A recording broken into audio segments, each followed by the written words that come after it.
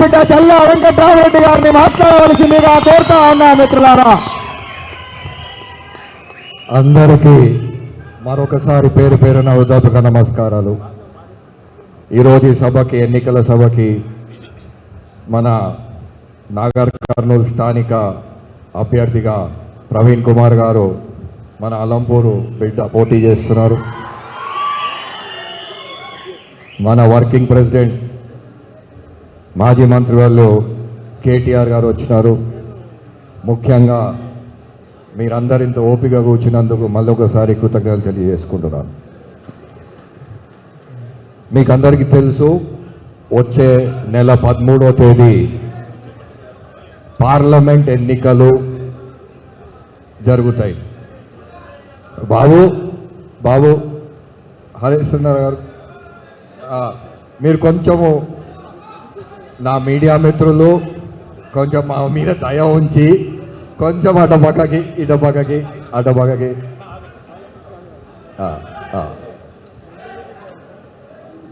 వెనకాల కనిపిస్తలేదని అందరు కూర్చున్నారు కదా, లేదు ఇట్లా మధ్యలోకి వస్తారా మీరు కొంచెము వాళ్ళకి అందరు కనిపించేటట్లు. Okay, thank you. వచ్చే నెల మే 13వ తేదీన పార్లమెంట్ ఎన్నికలు ఉన్నాయి. మనమందరం ఓట్లు వేయాలా, ఓట్లు వేపియాలా. ప్రవీణ్ కుమార్ గారు మన అభ్యర్థి. మీ అందరికి తెలుసు ఆయన అలంపూరే. మొన్న అసెంబ్లీ ఎన్నికలు అయిపోయినాయి. అసెంబ్లీ ఎన్నికలు అయినాక కేటీఆర్ గారిని కలిసిన, కేసీఆర్ గారికి కలిసిన తర్వాత కేటీఆర్ గారిని కలిసిన. కేటీఆర్ గారు అన్నారు, ఏం చేస్తావా నువ్వు అంత పెద్ద మెజారిటీ వేస్తావు అంటే నేనేం చేయాలా,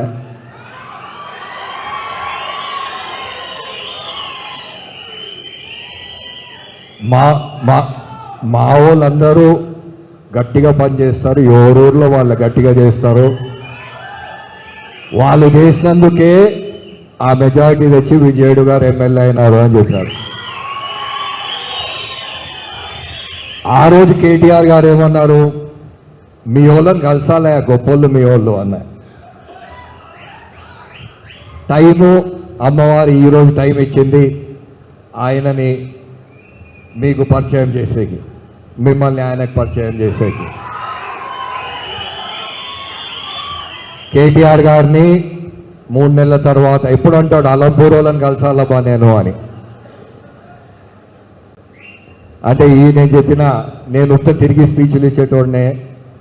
ఇక్కడ కూర్చున్న వాళ్ళు రావణ కేటీఆర్ గారు వీళ్ళే ఆయనను 30,000తో గెలిపించింది.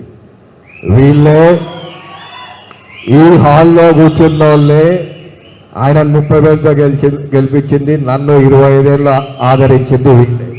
నా గొప్పతనం ఏం లేదు. నేనుకే తిరిగి స్పీచ్లు ఇచ్చి అందరిని పలకరించుకుంటూ పోయేటోడినే. వాళ్ళే ఎలక్షన్ చేస్తారు, వాళ్ళే ఓట్లు వేపిస్తారు. వీళ్ళు అనుకుంటే మళ్ళీ ప్రవీణ్ కుమార్ గారికి కూడా మళ్ళీ అదే మెజారిటీ ఇస్తారు. మీరు నాకు చెప్తారు గట్టిగా చెయ్యి అని, ఇదిగో వాళ్ళ ముందనే చెప్తున్నా, మీరందరూ గట్టిగా చేసి నడిగడ్డ మనము అలంపూరు, గద్వాల, ఈ పెద్ద ఉమ్మడి మహబూబ్ నగర్ జిల్లాలో ఈ నడిగడ్డ ఒకటే టీఆర్ఎస్ జెండా నిలబెట్టింది పోయిన అసెంబ్లీ ఎన్నికల్లో. నాకైతే పూర్తి నమ్మకం ఉంది, మీరు మళ్ళీ పెద్ద మెజారిటీ ఈ ఎంపీ ఎలక్షన్లలో ప్రవీణ్ కుమార్ గారికి పెద్ద మెజారిటీ ఇస్తారని మీ చేతిలో ఉంది. రామన్న ముందనే, కేటీఆర్ గారి ముందనే చెప్తున్నా, మీరే కేటీఆర్ గారు వీళ్ళు ఎవరూళ్ళు గట్టి వాళ్ళు అనుకుంటే చేస్తారు. కేటీఆర్ గారు వాళ్ళు అనుకున్నారు అంటే మా వాళ్ళు కానీ, గద్వాల వాళ్ళు కానీ, కృష్ణమోహన్ మనుషులు కానీ అనుకుంటే ఏమైనా చేయగలరు. అది వాళ్ళు. నేను ఈరోజు ఇక్కడ నిల్చుకున్నా అంటే వాళ్ళ వల్లనే, విజయుడు అక్కడ కూర్చున్నారంటే వాళ్ళ వల్లనే. వాళ్ళే తిరిగేది, వాళ్ళే ఓట్లు వేపించేది, వాళ్ళే దనగలాడేది. తర్వాత పెద్ద కోరికలు కూడా ఉండవు, ఏదో చిన్నది అడుగుతారు, అయినంత కాడి మేము చేసి పెడతాం. మా దురదృష్టంతో మాకు అది అధికారం రాలే. తప్పకుండా అధికారం కాకుండా అనుకునే దానికన్నా టీఆర్ఎస్ పార్టీకి అధికారం ముందే వస్తుంది.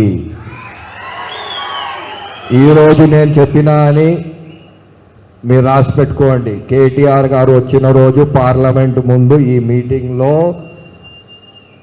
అన్న చెప్పినాడు, అనుకునే దానికన్నా ముందే వచ్చింది కదా అని అనుకుంటా గుర్తు చేసుకుంటారు మీరు చూస్తుండండి.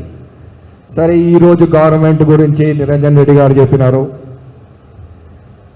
మీకు అందరికీ తెలుసు, కాంగ్రెస్ వాళ్ళు అందరు నా మిత్రులే.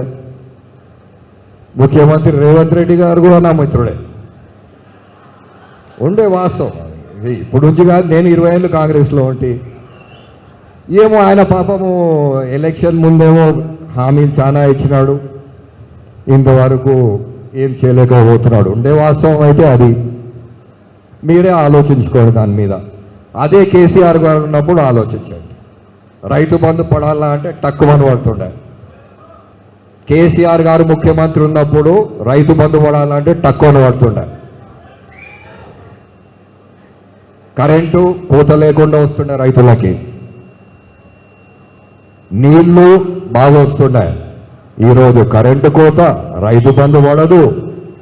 మళ్ళీ నా మిత్రుడైన రేవంత్ రెడ్డి గారు ఏం కష్టాల్లో ఉన్నాడో నాకు తెలియదు.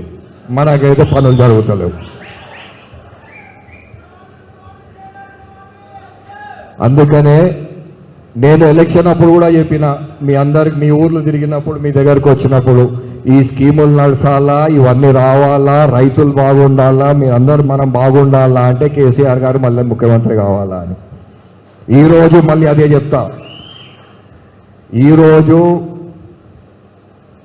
కాంగ్రెస్ పార్టీలో అందరు నా మిత్రులే, ఉత్తమ్ కుమార్ రెడ్డి కానీ, బట్టి విక్రమార్క కానీ, దామోదర్ కానీ వీళ్ళకు వాళ్ళ పార్టీ వాళ్ళది, వాళ్ళ రాజకీయం వాళ్ళది, మన పార్టీ మనది. వాళ్ళకు భయం పెట్టాలంటే మీరు ప్రవీణ్ కుమార్ గారికి గెలిపేయండి.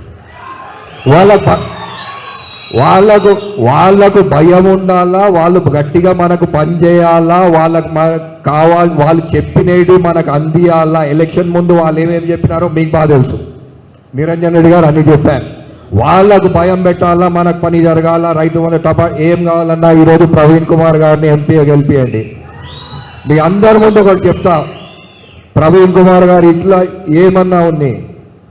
ఆయన పోలీసు ఉద్యోగం చేసినాడు 30 ఏళ్ళు, కొత్తగా వచ్చినాడు రాజకీయంలోకి, నేర్చుకుంటున్నాడు రాజకీయము.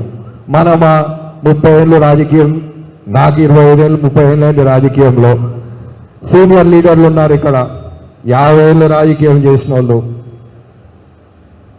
రైట్, ఎట్లా జరుగుతుంది మన తాలూకాలో? ఒక పోలీస్ ఆఫీసర్గా ప్రవీణ్ కుమార్ గారు ఉన్నారు, ఎట్లా జరుగుతుంది? ఎస్పీ గారు డిఎస్పీ గారికి చెప్తారు, డిఎస్పీ గారు ఎస్ఐకి చెప్తారు, అంతేనా? ఎస్ఐ పనిచేయాలి. కలెక్టర్ గారు ఆర్టీఓకి చెప్తారు, ఆర్టీఓ ఎంఆర్ఓకి చెప్తాడు, ఎంఆర్ఓ పనిచేయాలి. మన దగ్గర ఎట్లా? మీరు నాకు చెప్తారు, నేను పనిచేయాలా.